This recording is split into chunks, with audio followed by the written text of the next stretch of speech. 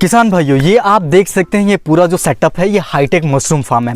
अब hi tech mushroom farm क्यों बोल रहा हूँ, लोग बहुत बार ये चीज़ सोचेंगे कि इसको हाईटेक क्यों बोल रहा हूँ। बेसिकली होता क्या है कि भारत के किसी भी क्षेत्र में आप मशरूम की खेती कर सकते हैं, लेकिन कब? ठंडी के क्षेत्र में।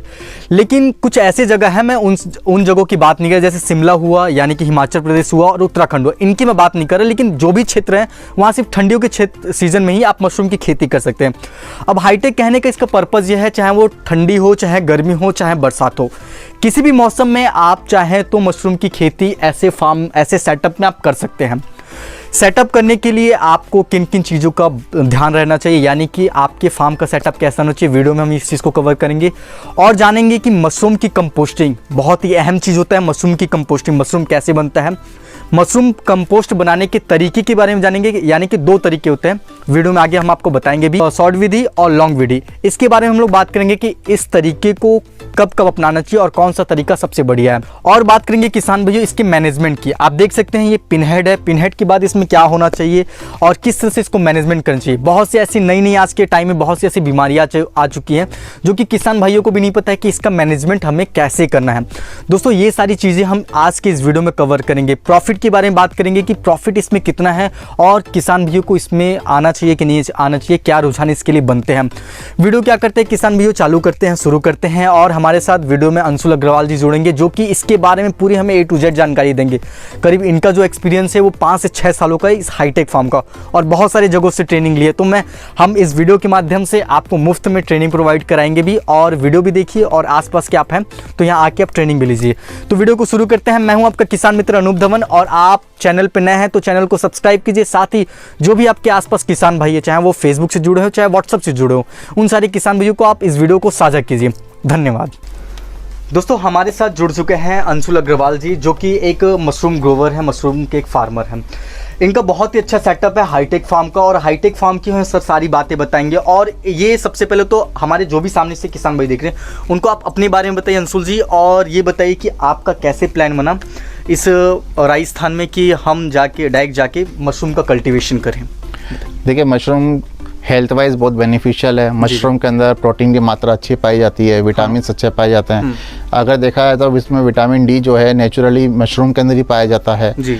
तो इतने सारे उससे गुण और उसके फ़ायदे को देखते हुए हमने सोचा कि ऑर्गेनिक वे में कुछ काम करना है तो बटन मशरूम सबसे बेस्ट काम है, उसी को करना चाहिए। हाँ। और राजस्थान में इसकी डिमांड अच्छी है, जिस वजह से हमने इसकी प्लानिंग स्टार्ट करी है जी फार्मिंग। हाँ, अब तो किसान भाइयों ये तो सर के बारे में बातें रही। अब मैं जो मेन जो मुद्दा है हमारा आज की वीडियो का, हम बेसिक से स्टार्ट करेंगे, यानी कि कंपोस्ट कैसे बनता है, कितनी दिनों में कंपोस्ट बनता है, और हाईटेक फार्म है तो हाईटेक फार्म को सेटअप करने में सरकार की क्या योजनाएं हैं, या फिर कोई भी किसान भाई हाईटेक फार्म सेटअप करना चाहता है तो कितना लागत लग जाता है, ये सब चीज़ें। तो सर सबसे पहला आपके लिए जो सवाल रहेगा, हाईटेक फार्म के बारे में बात करेंगे। अगर AC रिलेटेड अगर हमको फार्म बनाना है, AC वाली फार्म बनानी है जहाँ के किसान भाई सालों साल खेती कर सके, तो कितना चाहिए, एरिया वाइज बताइए कि कितना रुपए उनको लग जाएगा। और ये भी इसमें इंक्लूड कीजिएगा अगर सरकार की इस पर कोई सब्सिडी है या फिर कोई भी सरकार की योजना है तो ये भी चीज़ हमें बताइए। देखिए, राजस्थान में अभी फिलहाल कोई सरकार की तरफ से कोई सपोर्ट नहीं है हाईटेक मशरूम फार्म पे। हाँ। ना ही सीजनल मशरूम फार्म पे, दोनों ही में कोई गवर्नमेंट की तरफ से कोई सब्सिडीज़ वगैरह नहीं है। हालांकि अगर बात करें अपन सीजनल मशरूम फार्म की, तो इसके लिए 25 से 60 स्क्वायर फीट का आपको एक स्टैंडर्ड एरिया की रिक्वायर्ड रहती है। पर यही अपन हाईटेक फार्मिंग की बात करें तो कम एरिया में इसकी अपन उत्पादन कर सकते हैं, जिसके लिए कोई सी भी साइज चल सकती है, लेकिन चौड़ाई कम, लंबाई ज़्यादा रहनी चाहिए और चौड़ाई कम रहनी चाहिए। आमतौर पे जो हमारी जो साइज़ यहाँ पे हमने बना रखी है वो 13 बाई 40 का हमारा रूम हमने यहाँ पे प्रिपेयर कर रखा है। इसके अंदर हम 25 बाई 60 के जो सीजनल फार्मिंग वाला कमरा है उसके बराबर ही हम इसमें उत्पादन ले लेते हैं। ओके, तो अब तो सर ये बात रही कि हाईटेक फार्म की, तो मैं तो राजस्थान सरकार से ये गुजारिश करना चाहूँगा कि यहाँ के किसानों को आगे बढ़ाना है आपको, तो थोड़ा थोड़ा आप क्या कीजिए, किसानों को आप सपोर्ट कीजिए कि वो भी इसमें अपना हाथ बढ़ा सकें। अब सर मैं अब बात करूँगा कि हम किस तरह से इसके कंपोस्ट को प्रिपेयर कर सकते हैं, उसके बारे में बताइए सर। जैसे कि ये किसान भाइयों कंपोस्ट बनाने का 2 तरीके होते हैं। हाँ। एक लॉन्ग मेथड, एक शॉर्ट मेथड। हाँ। अधिकतर जो हाईटेक फार्मिंग है उसमें शॉर्ट मेथड की कंपोस्ट मेकिंग प्रोसेस ही इस्तेमाल में ली जाती है, जो कि 15 से 20 दिन में बन के रेडी हो जाती है। शॉर्ट मेथड यानी वो जो पीवीसी पाइप होता है उसमें आप कंपोस्ट बनाते हैं? हाँ जी, जिसमें बंकर्स और चेम्बर्स बन के आप इसके अंदर फार्मिंग करते हैं। पास्चुरेशन चेम्बर अलग बनता है इसके अंदर, उसी के थ्रू हम इसकी फार्मिंग करते हैं। हाँ। तो ये 2 तरीके हैं। बाकी शॉर्ट मेथड का तरीका जो है वो थोड़ा सा क्या है, कॉस्टली वाइज ज़्यादा पड़ बैठता है, एक्सपेंसिव उसमें ज़्यादा बैठते हैं।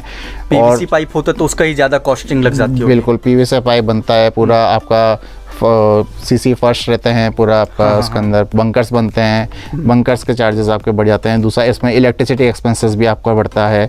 तो उस लिहाज से देखा जाए तो शॉर्ट मेथड कंपोस्ट मेकिंग जो है वो थोड़ा सा आपको कॉस्टली पड़ता है। बाकी लॉन्ग मेथड फार्मिंग जो है बिना ज़्यादा कम साधनों से मतलब रेडी हो जाता है, उसमें कोई ज़्यादा साधनों की आवश्यकता नहीं होती है। तो मतलब कंपोस्ट बनाने के हमारे पास 2 तरीके, एक तो शॉर्ट मेथड, एक लॉन्ग मेथड। तो आप सर शॉर्ट मेथड प्रेफर करते कि लॉन्ग मेथड? जी, अभी हम जो बना रहे हैं वो लॉन्ग मेथड से ही बना रहे हैं, क्योंकि हमारे लिए कॉस्ट इफेक्टिव भी आप उसको बोल सकते हैं। थोड़ा सा है। हालांकि जितने भी हाईटेक फार्मर्स हैं वो सब शॉर्ट मेथड ही यूज़ करते हैं बनाने में। तो सर से हम जानेंगे कि लॉन्ग मेथड से कैसे किस तरह से अपन कंपोस्ट बना सकते हैं। तो सर इसके बारे में स्टेप बाय स्टेप जो भी चीज़ें हैं वो हमारे किसान भाइयों को क्लियर कीजिए। भाई देखिए, सबसे पहले लॉन्ग मेथड से कंपोस्ट बनाने के लिए करीब 4,000 kg आपको कंपोस्ट भूसे की आवश्यकता पड़ती है। वो आप चाहे गेहूं का लीजिए, चाहे आप धान का लीजिए, दोनों ही किसी भी तरह का भूसा ले सकते हैं। उसमें आपको 40 kilogram super phosphate, 40 kilogram potash, 40 kilogram उसमें यूरिया, 40 किलोग्राम उसके अंदर अमोनियम सल्फेट की आवश्यकता पड़ती है कंपोस्टिंग के लिए। इसके अलावा इसमें 400 किलो जिप्सम की आवश्यकता पड़ती है। इसमें करीब 300 किलो गेहूं को चोकर की इसमें आवश्यकता पड़ती है। अधिकतर किसान लोग चाहें तो उसमें मुर्गी की बीट का भी इस्तेमाल कर सकते हैं, जो कि आमतौर पे 200 किलो अपन को उसमें आवश्यकता पड़ेगी। पर लघु विधि से बनाने वाली यानी लॉन्ग मेथड से बनाने वाली कंपोस्ट में इसका उपयोग नहीं करें तो ज़्यादा बेटर है।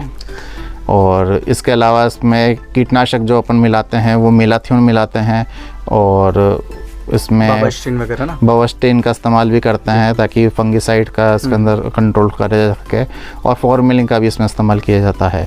इन तीनों ही क्वांटिटी का इस्तेमाल 2-2 किलो करीब बीच में आप लेके कर सकते हैं। ये तो किसान भाइयों रही कि कंपोस्ट में हमको क्या क्या चीज़ें मिलानी है और कितनी मात्रा में मिलानी है।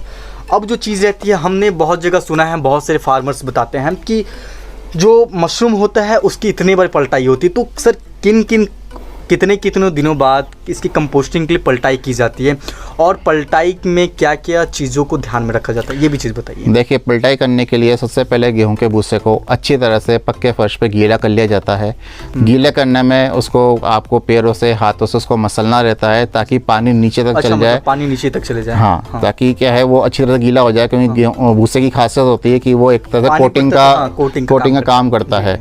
तो जब तक उसको पैरों से उसको मसलेंगे नहीं तब तक उसमें पानी जाएगा नहीं। इसके बाद उसमें जीवनाशक दवाइयों और जिप्सम को छोड़ के बाकी सभी सामग्री को बराबर मात्रा में मिला के अच्छी तरह से भूसे के साथ मिक्स कर लिया जाता है, और इसका एक 5 फीट चौड़ा और 5 फीट ऊंचा स्टेक बनाया जाता है।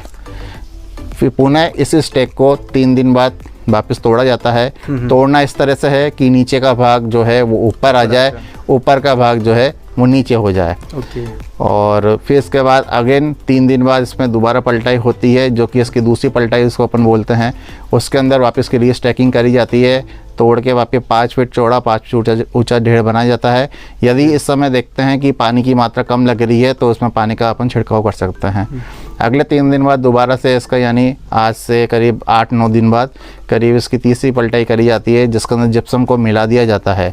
जिप्सम मिलाने से ये होता है कि इसके अंदर जितने भी इसकी गुणवत्ता जो है खाद की वो थोड़ी सी बढ़ जाती है। जिप्सम का पीछे रीज़न यही है। जिप्सम क्या करता है, पीएच लेवल को मेंटेन भी करता है, उस वजह से भी जिप्सम का इस्तेमाल किया जाता है। फिर इसका दोबारा से स्टेकिंग कर दी जाती है। इसी तरह से चौथी, 5वीं, 6ठी पलटाई करी जाती है। 7वीं पलटाई के अंदर इसके अंदर जो है मेलाथियोन और बवस्टीन का इस्तेमाल करते हैं ताकि इसमें जो कीट वगैरह पैदा रह गए हों या हो गए हों तो उसको कंट्रोल कर लिया जाएगा। 7वीं, 8वीं पलटाई के अंदर इसमें जो है फॉर्मेलिन का भी इस्तेमाल करते हैं। और 8वीं पलटाई पे से चेक करते हैं कि इसके अंदर पानी की मात्रा सही है या नहीं है, ये सब चीज़ चेक करते हैं। और अच्छी खाद बनने का 3 तरीके होते हैं पहचानने के। पहला तरीका तो ये उसका रंग जो है गहरा भूरे रंग का हो जाना चाहिए। दूसरा तरीका इसका ये होता है कि इसके अंदर हाथ प्रेशर इसको दबा के देखें कि इसके अंदर नमी की जो परसेंटेज है वो 60 से 65% करीब ही 60 से 65% ही इसके अंदर नमी रहनी चाहिए। तीसरा जो है इसके अंदर जो है अमोनिया की गंध नहीं आनी चाहिए। अच्छी खाद जो है अमोनिया की गंध से रहित तो रहनी चाहिए। अब तो सर ये सब जो चीज़ें थी हम अपन कंपोस्ट बना लिए, कंपोस्ट की पलटाई उल्टाई जो भी सारी चीज़ें थी कंपोस्ट की पलटाई भी होगी। अब बताइए सर, मैं देखा हूँ, मैंने भी बहुत सारे रिसर्च किए तो मुझे पता चला कि इसके 2 तरीके हैं। एक तो बेड मेथड जो आपने बेड मेथड बना रखा है ये, और दूसरा एक बैग मेथड। तो सर कमर्शियल पर्पज से देखा जाए तो दोनों में सबसे बढ़िया कौन सा है? देखिए दोनों में कोई अंतर नहीं होता है। हाँ। दोनों के अंदर प्रोडक्शन आपका सेम ही निकल कर आता है। जैसा लोगों को कन्वीनियंट लगे, बैग मेथड या बेड मेथड, दोनों में से कुछ जो भी उसको कन्वीनियंट लगता है वो उसका इस्तेमाल कर सकता है जी। बाकी अगर आउटपुट लेवल पे बात करें तो दोनों में सेम चीज़ निकल कर आती है। ओके। आपका करीब इसमें प्रोडक्शन निकलता है 10 किलो में करीब 2 किलो मशरूम का इसके अंदर आमतौर पर उत्पादन किसान भाई वो निकाल लेते हैं। आजकल एक चीज़ मैं देख रहा हूँ, बहुत सारे लोग मुझे मेल करते हैं और कमेंट सेक्शन में भी बहुत सारे लोग पूछ रहे हैं कि हम स्पॉन कितना डालें, यानी कि चाहे ओवेस्टर में चाहे बटन में। बहुत सारे लोग मुझसे ये चीज़ पूछे। तो सर मान के चलिए हमारे पास 1 कुंटल हमारे पास कंपोस्ट है। पहली बात तो ये भूसा और कंपोस्ट दोनों चीज़ में बहुत फ़र्क होता है। अगर हम 100 कुंटल भूसा लिए हैं तो कंपोस्ट 200 किलो हो जाता है। Right sir? 200 कुंटल, क्योंकि हम उसमें बहुत सारे अलग अलग ग्रेडियंट मिलाते हैं। तो सर उसमें कितना अपने को स्पान डालना होता है ये बताइए सर।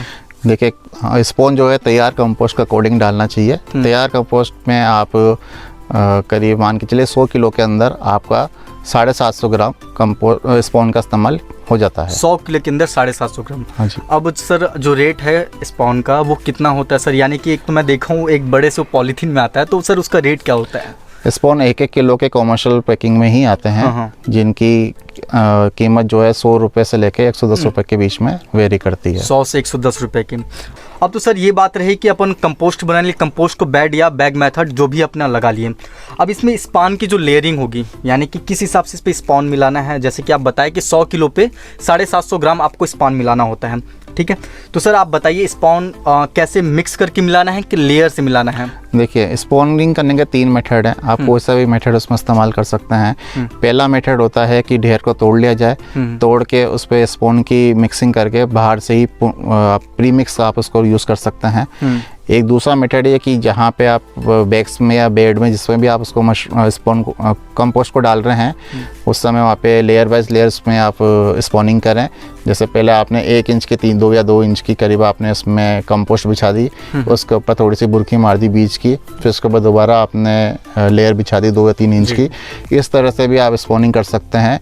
नहीं तो एक तीसरा तरीका जो है कि आप बैग भर के पहले स्पॉन डाल दें, उसके अंदर फिर हाथ से उसको अच्छी तरह मिक्स कर लें। तो सबसे बढ़िया तरीका जो होता है वो लेयर बाय लेयर स्पॉनिंग करने का तरीका हम जो इस्तेमाल करते हैं ये है। किसान भाइयों, मशरूम की जो ट्रेनिंग का है ये पार्ट 1 है। इस पार्ट को हम यही ख़त्म करते हैं और पार्ट 2 में जानेंगे कि इसके बाद जो इसमें मैनेजमेंट होता है, मैनेजमेंट अपने को कैसे करना है। पानी इसमें देख सकते हैं ये फॉगर लगा हुआ है, ये फॉगर लगा हुआ है। फॉगर लगाने के बाद इसमें कब कब अपने को थोड़ा सा पानी देना होता है। साथ में देख सकते हैं पिनहेड निकला हुआ है। पिनहेड के बाद जो इसमें स्टेप आते हैं मशरूम की तुड़ाई कैसे की जाती है, और साथ ही साथ जानेंगे कि मार्केट वैल्यू कितनी होती है। तो मिलता हूँ आपसे अगले पार्ट में, तब तक के लिए धन्यवाद। जय हिंद, जय किसान।